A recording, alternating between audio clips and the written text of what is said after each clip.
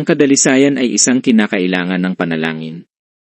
Ang paghuhugas ng ilang bahagi ng katawan sa isang tiyak na pagkakasunod-sunod, na itinuro ni Propeta Muhammad sumakanya nawa ang kapayapaan, ay tinatawag na ablution. Inirerekomenda na huwag mag-aksaya ng tubig habang nagsasagawa ng ablution, tulad ng ipinayo ni Propeta Muhammad na magtipid ng tubig kahit na ikaw ay nasa isang ilog. Kagiliw-giliw, hindi ito nangangailangan ng higit sa 250 ml ng tubig upang gawin ang ablution. Tignan natin kung paano tayo makakatipid ng tubig at makakamit ang kadalisayan para sa mga panalangin. Magsimula sa pangalan ng Allah. Maghugas ng kamay. Banlawan ang bibig. Banlawan ang ilong. Hugasan ang mukha.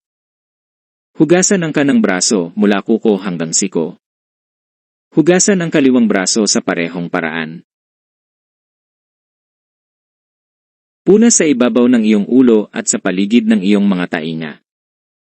Hugasan ang iyong kanang paa. Hugasan ang iyong kaliwang paa. Pagkatapos makumpleto ang ablution, bigkasin ang dalawang patotoo.